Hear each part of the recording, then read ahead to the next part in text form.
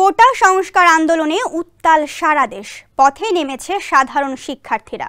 অনাকাঙ্ক্ষিত ঘটনা নিয়ন্ত্রণে মাঠে আছে আইন শৃঙ্খলা বাহিনী। দাবির পক্ষ বিপক্ষ দলের সংঘর্ষে আহত ও নিহত হয়েছে বেশ কজন শিক্ষার্থী।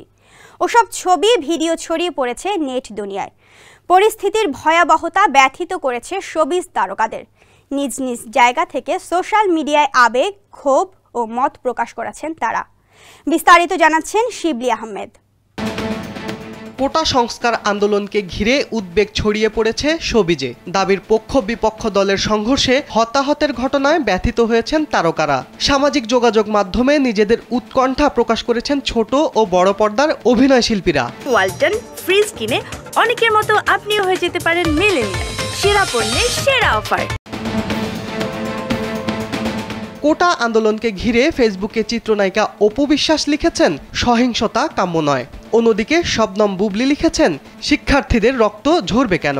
নায়িকা শিরিন শিলা লিখেছেন, এরা কারা, লাঠি হাতে হেলমেট পরে গণহারে ছাত্রছাত্রীদের মারছে। আমি এই দেশের একজন সাধারণ নাগরিক, তাই আমার খারাপ লাগছে এসব দেখে। ধিক্কার জানাই এসবের বিরুদ্ধে। চিত্রনায়িকা মিষ্টি জান্নাত ফেসবুকে লিখেছেন, আমার নানা দাদা মুক্তিযোদ্ধা, আমার কোটা লাগে না, অনেক চাকরি আছে, কেন শুধু সরকারি চাকরি করতে হবে? আর কিছু কোটা থাকলে সমস্যাটা কি, এত মারামারি কেন? অভিনেতা সিয়াম আহমেদ লিখেছেন, আমার ক্যাম্পাস রক্তাক্ত কেন, শিক্ষার্থীদের রক্ত ঝরবে কেন? ছোট পর্দার অভিনেত্রী সাবিলা নূর লিখেছেন, আর কোনো রক্ত না ঝরুক। অভিনেত্রী রুকাইয়া জাহান চমক লিখেছেন, হয়তো 2-1 দিনের মধ্যেই সবকিছু ঠিক হয়ে যাবে, হয় দাবি আদায় হবে, আর না হয় ভাগ্য খুব খারাপ হলে হবে না। কিন্তু এই যে 6টি তাজা প্রাণ, এটার দায়ভার কে বা কারা নেবে? আর কি কোনো কিছুর বিনিময়ে তাদের ফিরিয়ে আনা যাবে? আমরা মাঝে মাঝে এত নিষ্ঠুর কেন হই? তানহা তাসনিয়া ইসলাম লিখেছেন, এটা মেনে নেওয়া যায় না। মেয়েদের গায়ে কেন হাত দেওয়া হলো? একটা মেয়ের যদি কোনো ক্ষতি হয়, তার দায়ভার কে নেবে? এটার কি একটা সমাধান করা যেত না? নারীদের সম্মান দেবে না যে জাতি, সে জাতির ধ্বংস নিশ্চিত।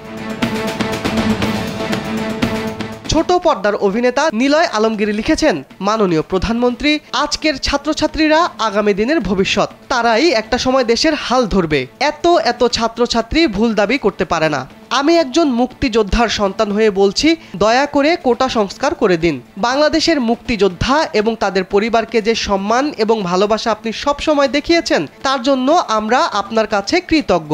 কিন্তু দেশের সাধারণ মানুষের কাছে মুক্তিযোদ্ধা এবং তাদের পরিবার এখন হাসির পাত্র। মুক্তিযোদ্ধাদের সম্মানের জায়গাটা ঠিক রাখতে হলে কোটা সংস্কার মেনে নিন।